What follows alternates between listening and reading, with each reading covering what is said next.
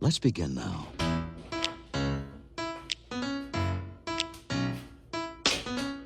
Is this thing working?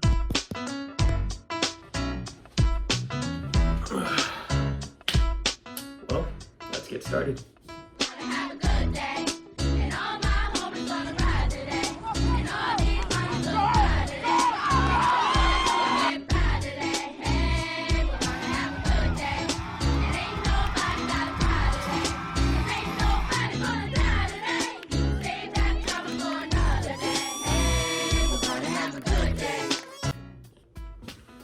What's up, everybody?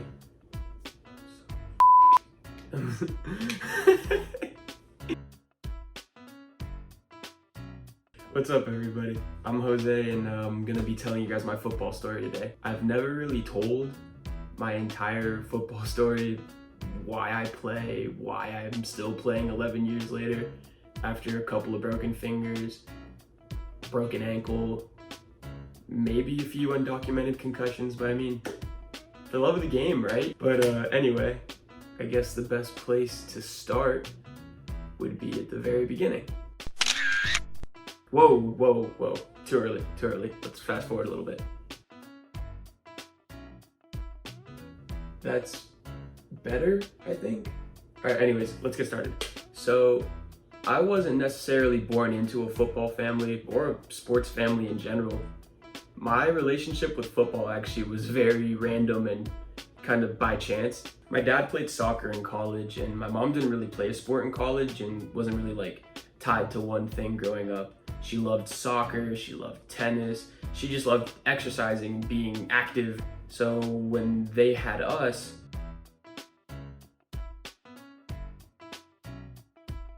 their vision for us was more so just to be a part of something, to be active, to be healthy. Growing up, we did a lot of different sports. My sister did competitive cheerleading up until her freshman year of college. We would have to drive 2 hours to random cities in Florida just to watch her compete. Those were some of my funnest weekends, you could say. But I digress. She was pretty good at that. And then there was me.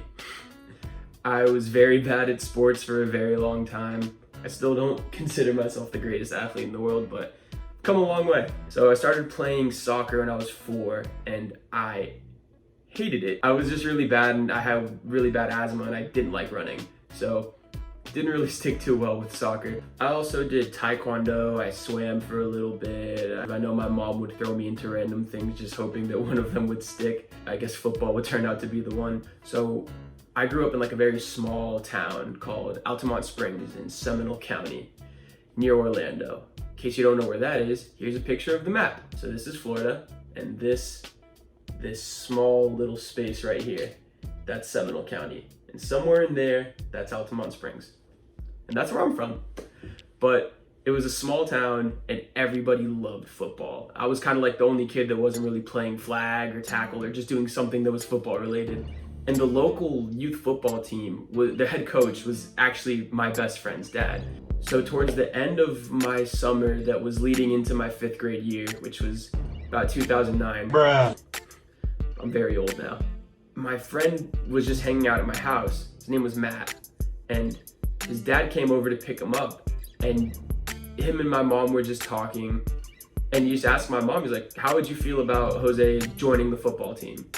And my mom kind of wasn't really sure what to say because our family was not a football family. My mom and dad are actually immigrants from Colombia, and they don't play American football in Colombia. They do in a lot of other South American countries, but Colombia really isn't one of those places where they have it. While they didn't really understand it, the opportunity for me to be a part of like a big team and to be active and to maybe commit to something was really exciting for my mom. So she was like, hey son, do you want to play football? And sure, mom. I would love to. I guess the thing that made me most excited was being on a team with like my best friend and a bunch of kids that I had class with. But I had no idea what I was getting into. I knew none of the rules. I didn't really understand that it was a sport where you had to hit people and like catch a ball. I just had no idea what I was doing or like what was going on 90% of the time my 5th grade year. I guess I was more concerned with like how I looked at the games, because this is what I looked like.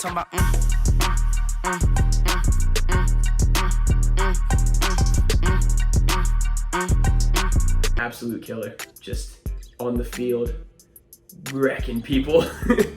They say that I had the physicality of Sean Taylor. Nope. The hands of Randy Moss. Nope. The speed of Walter Payton. Nope. Yeah, those are all lies. I was really bad. I barely played. There was a rule that each kid had to play a minimum of 6 plays, so they would just throw me in at like special teams every now and then. But there were definitely some games where I don't think I got in at all. What was impressive for that time was that I loved it. I had no idea what I was doing, but practice with all my friends and, you know, running around, learning, doing something new, I guess was just everything for me at that time. I loved it. I could not get enough of it. At the end of the season, my parents kind of talked to me about what I wanted to do next year, and I said, I'm playing football again. What are you guys talking about? You know, it was a done deal. I was hooked from day one.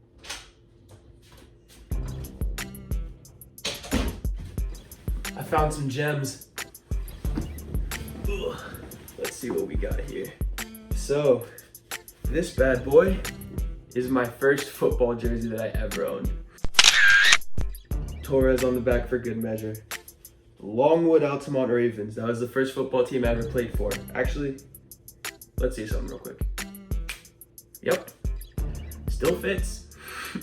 So the cool thing about my football league that kind of made it different from Pop Warner or just some other football leagues around the country is that we had a spring season. That's where this jersey comes in.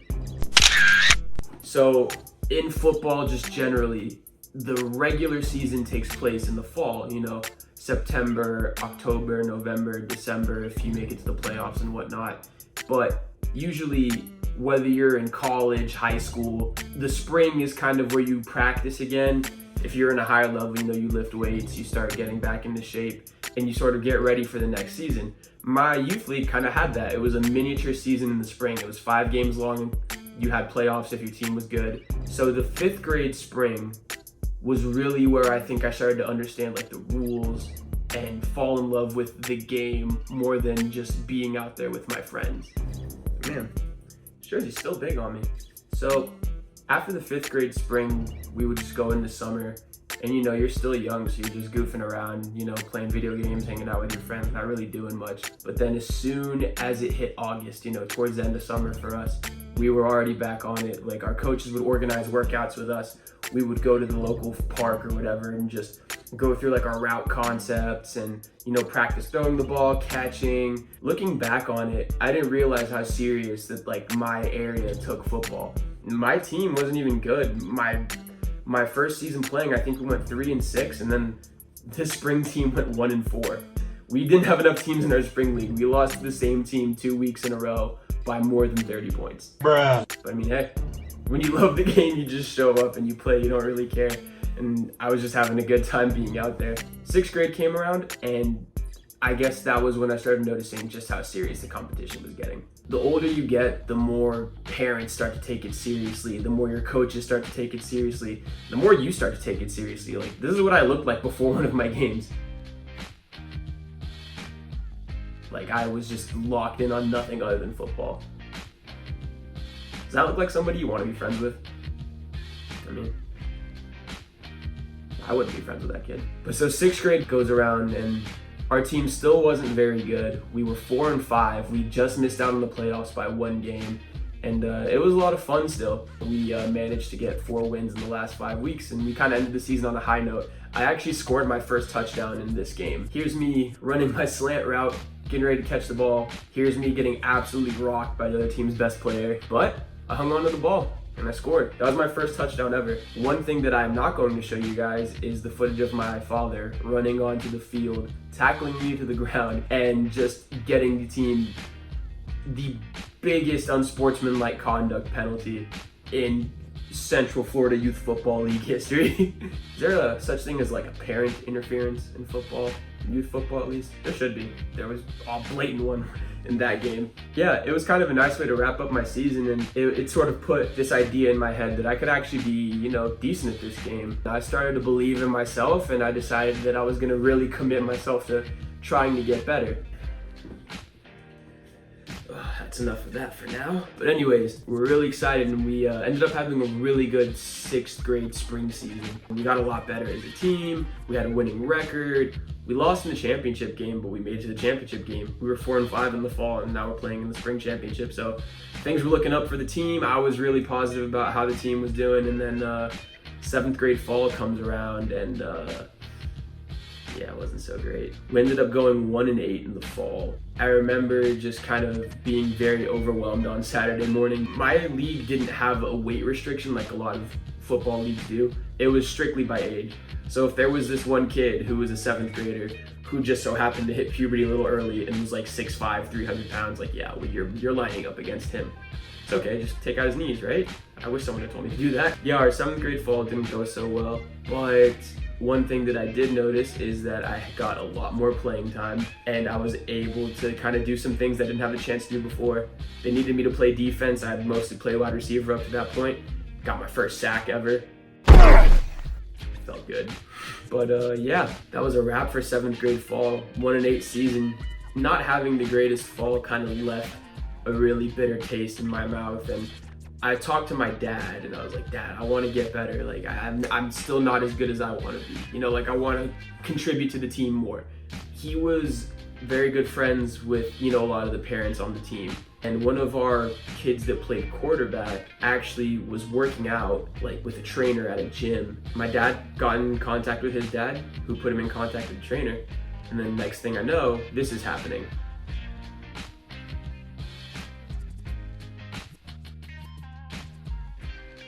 I kind of started working out and getting a taste of like real off-season training. Started putting in extra work. I would go run with my friends. I would go throw the ball more. And the next thing you know, I'm lifting weights for the first time in my life. And it was really different because it wasn't football related anymore. It was just about getting better.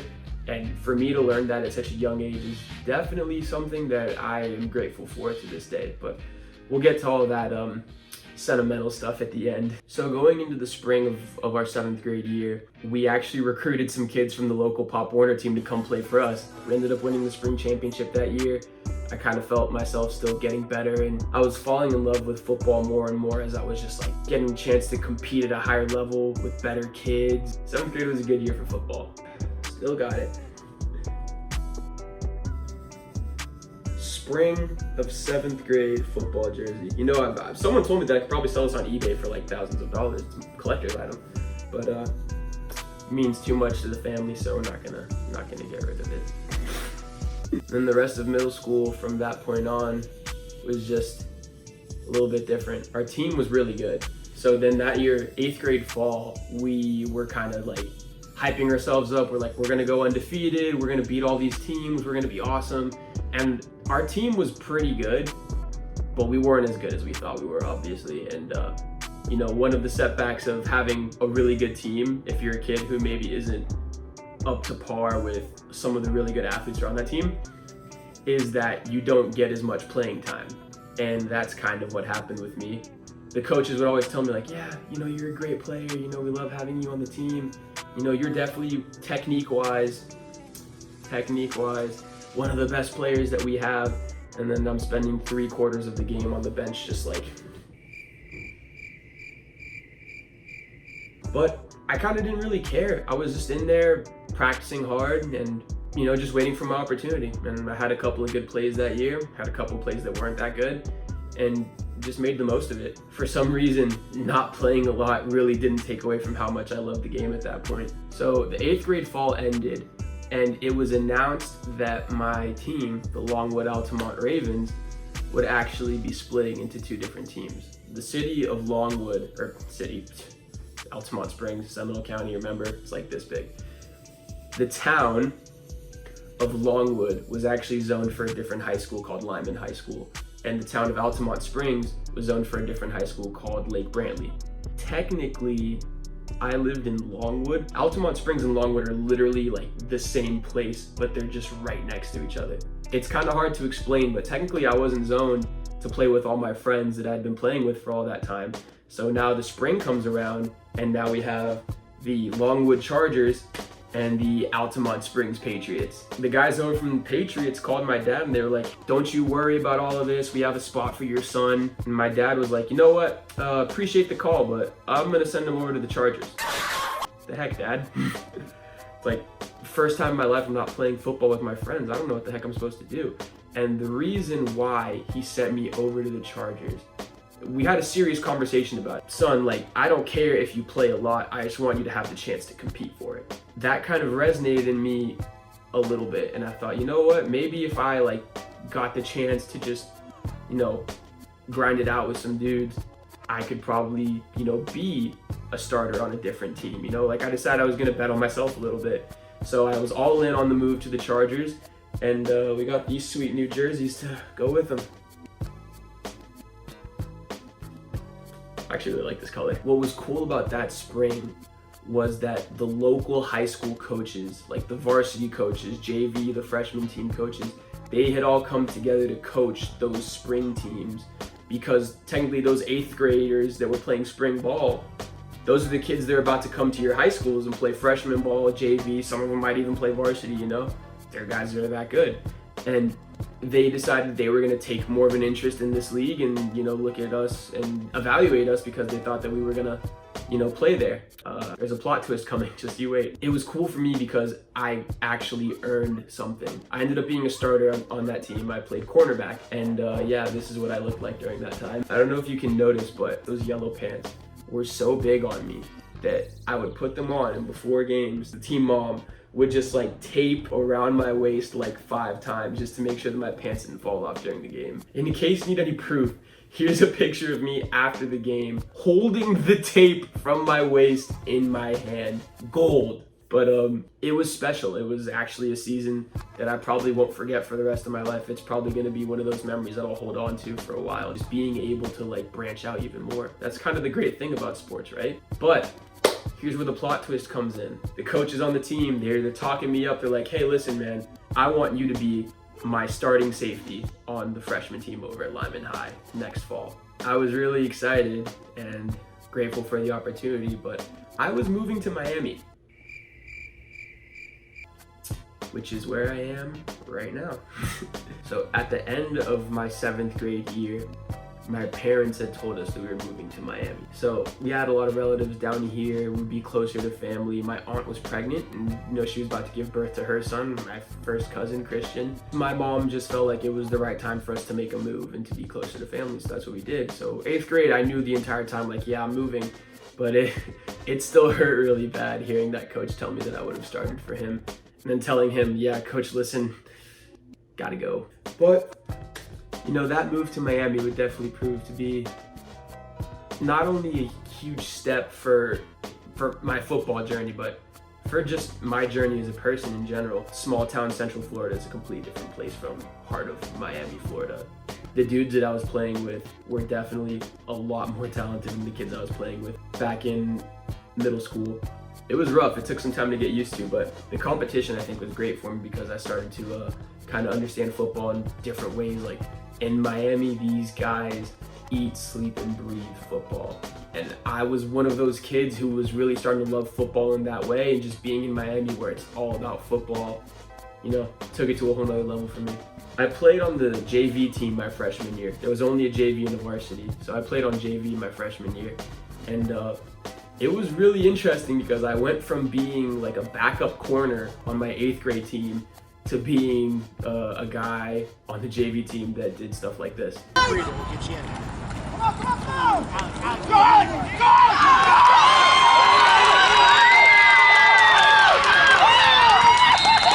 As much as I would love to tell you guys that it was, you know, the game-winning touchdown and that I had plenty of other runs like that season, that run actually didn't count. Bruh. He got called back for holding. My JV team went 0-5. It was a rough season, but I also was one of the few kids that got moved up to varsity at the end of the year, so that was cool. by the end of my freshman year, I was just really happy. And a lot of that was because of football. One thing that football, or playing a sport, or just being a part of like a club or anything in general, it helps you meet people and make friends. And for me, moving to a like very different place, playing football really helped me, be comfortable in school and make new friends. Let's pick it up at sophomore year. Sophomore year was a crazy season for me. Our team wasn't the best. We ended up going 4-6, but it was my first time as a full-time varsity starter. I played in every game and started 9 out of 10 of the games that we played in. I played wide receiver in most of the games that I started, and my stats weren't crazy. I think I only had like 10 catches for like 140 yards, no touchdowns. But for me, it wasn't about the stats. I was just having a great time being out there. Something about being under those lights on Friday night was just unbelievable. I was just working as hard as I could to, get better at the game. And I think it was around the middle or the end of my sophomore year that I decided, if I really put my mind to it, maybe I can go play in college. And I decided that was my goal. I wanted to be a college football player, and I was just gonna go for it. Which brings me to a sad part. When my junior year, I broke my ankle and was told I was gonna miss my entire junior season. That was rough. It was really rough because everybody had been telling me up to that point, your junior year is your year. You have to get the grades, you have to get the test scores, and you have to ball out, and you have to put your film out there and email coaches, and you'll get a scholarship. You'll figure it out one way or another. And I'd kind of been building up my confidence to that point, to where I believed, I can get a scholarship, like a D3, D2. I believed I could go somewhere, and for me, it wasn't about proving people that like I'm an amazing athlete. It was about me wanting to play football for another 4 years when high school was over. And to not be able to do that, and to have to kind of, be on crutches for a couple of months and go through rehab and everything, it was very mentally draining and exhausting. And that confidence that I had built up got brought down very quickly. But some things ended up unfolding that proved to be in my favor. I was getting some very, very minimal attention from colleges, but attention nonetheless. And then a couple of schools reached out about a visit. I went to a school in Michigan called Hillsdale College. It was D2, and had a really good time. I went back up a second time at the beginning of my senior year, and they wanted me to be a walk-on. All of a sudden, I didn't like it there anymore. It was really cold. I immediately knocked them off of my list of options, which was a little disheartening still, because I'm about to start my senior year and I have no offers. I don't know what the heck I'm gonna do after school ends. But then I had my senior season, and it turned out to be a pretty special one. We put together one of the best records my high school had ever seen. We went 7-3. We were one of the better teams in our conference, and I think we had about 6 guys who were all academic, all conference, or just all conference in general. I was very lucky to be all academic and all conference in terms of football, and it was some good stuff to put on my resume for getting recruited, I guess. And a couple of things did materialize at the very end for me, and I did have a decision to make. I had to choose between 3 schools: Concordia University of Chicago, Sewanee in Tennessee, and Ave Maria University. Ave was really tricky. I wanted to play for them because I wanted to stay in state. Thought it would be more affordable. Thought it would be better for me as a young kid. I didn't think I was like mentally mature enough yet to travel out of state. So I wanted to stay close to the family. Ave was just not, they did not want to throw me a bone. So what Ave did is that they emailed me in November when my season ended. They were like, hey man, we really like your film. You have good grades. We'll be in touch with you. Just, hit us back. So I sent them an email. It wasn't the first time I emailed Ave Maria about playing football for them, but everything's okay. But I responded to them telling them how excited I was, and then they didn't email me back. A lot of time had passed, and it was about time for me to make a decision. So it's about mid-January, and Ave is just out of the picture right now. I've pretty much set up everything so that I'm gonna go on a visit to Sewanee, and I'm probably gonna commit within a week of going to that visit. So it's Friday night, I'm at my school's big district soccer game. I get an email from the former defensive coordinator at the time. He says, hey man, listen, I know we haven't talked to you in a little bit, just want to remind you how much we liked your film. Our last visit of the month is tomorrow. Why don't you guys stop on by? We'll get you toured up, get you an interview with the head coach. I was in a bit of a pickle. We were supposed to be getting on a plane the next morning to go to Tennessee, and Ave's just here like, yeah, man, like, come on over. I was freaking out, I didn't know what to do. I called my dad, and my dad's like, listen, man, you need to make a decision now. We go to Tennessee or we go to Ave. And my first inclination was like, okay, well, we're gonna go to Tennessee because we already booked the flight and everything. And my dad, being my dad, he said, it's not about us, it's not about the money, it's about you and your future. You need to make this decision for you, and me being your dad, I'm gonna support you no matter what you decide to do. Taking in what he said, I decided, hey, let's go to Ave tomorrow. I think I want to go to Ave. I didn't have an offer or anything on the table from them, but it just felt like the right move. So we went for it, and things worked out pretty okay from there. On that visit, I received my offer that I had been trying to get for so long, and I think I committed the minute I got home and realized that they offered me. It was a really cool moment, and I guess in that aspect of it, just seeing what I'd wanted for so long come to fulfillment, it meant a lot to my parents too. And for me to be staying somewhat close to home was a big win for everybody, including myself. So a couple of days go by, I signed. Signing day was one of the better days I've had in a while. It was just very fulfilling to have a goal that you worked for a while, and being able to accomplish something that a lot of people probably didn't think you were able to do. And for me to be able to do it was something that I take a lot of pride in. So I get to Ave and I almost quit immediately. College football is really hard. But yeah, I came in very undersized for my position.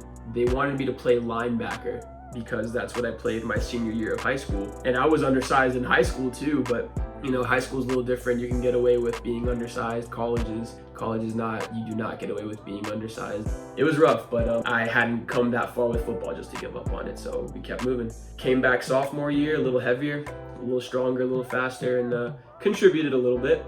You know, we accomplished something pretty special that year. 2018-2019 season was the first ever Sun Conference championship in Ave Maria history for football, and I consider myself very lucky and very blessed to be a part of something like that.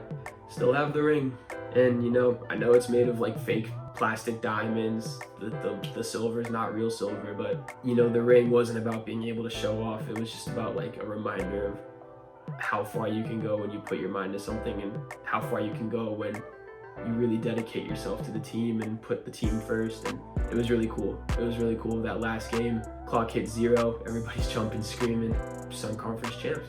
It was one of the most important moments in my football career, honestly. Probably, you know, it made the decision of going to Ave and skipping out on that visit and just giving it all I had for college despite having a rough start. It made it all worth it because we finally accomplished something that had never been accomplished before in our school's history. That brings us to now, my junior year. We went 5-5, missed out on a chance to repeat as Sun Conference champs. Nonetheless, had a good year, had a fun year, still love the game. Don't love waking up at 4:30 to go to practice. Don't love waking up at 5:30 on off days to go lift. But I mean, it's what you do. It's just what you do. When you love the game so much, you just kind of have to commit to all the things about it that you don't love as well. That wraps up the story. As I'm recording this, the world is still in the middle of the coronavirus pandemic, and I don't know if I'm going to be having a senior football season as of right now. No one's canceled anything yet, but you know, it's sort of that thing that's lingering in the air. They've canceled all the other major sporting events. They pushed back the Olympics. So as I ponder that, I also ponder like my experience with football, because I'll be earning my degree next year regardless of if there's a football season or not, and my time at Ave is going to be over. So I think now it's time for me to talk about all the sentimental stuff I didn't want to talk about earlier. Why did I keep playing football for so long? The easy answer is that I loved it. And I still do. I love everything about football, but I think the biggest reason why I kept playing is because of what it did for me. With football, I learned what it was to have a good work ethic. I learned what it was to, this is hard. Football was easily probably the biggest factor in what made me the person that I am today. I learned how to work hard. I learned the value of trying.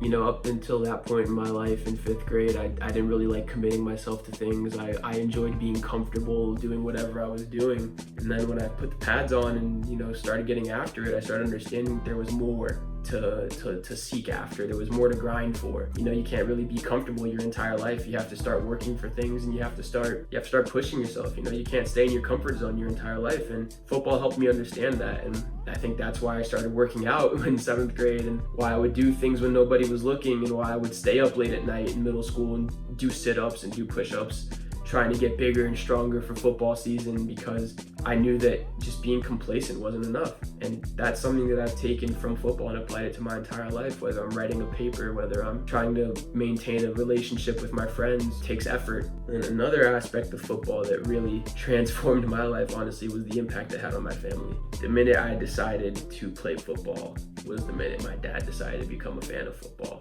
It was the minute my mom decided to become a fan of football. For my family, them watching me play football was almost like a celebration.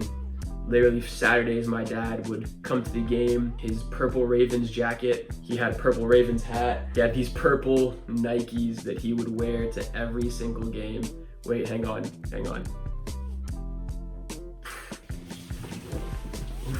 I know I mentioned the hat and the jacket. Here's the hat. Here's the jacket. But yeah, my family sort of became unified by football, and for me it was a huge thing because I had never had that, knowing that I had like been bouncing from sport to sport. Now that I was committed to something, and my parents loved watching me succeed, you know, and for them, me succeeding wasn't me scoring or being the captain, doing things like that. It was me just having fun and, you know, learning the value of hard work and being a part of a team. I really hope that this isn't my last time playing football.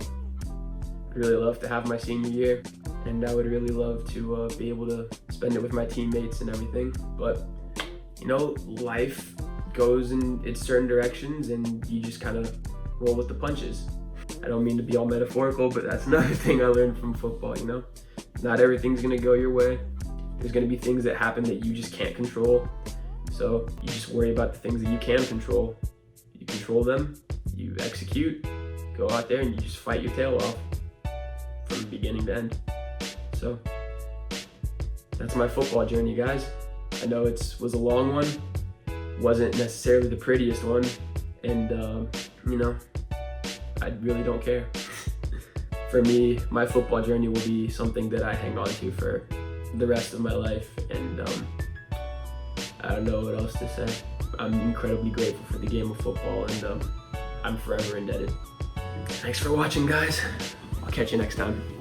We should take a walk someday, dream about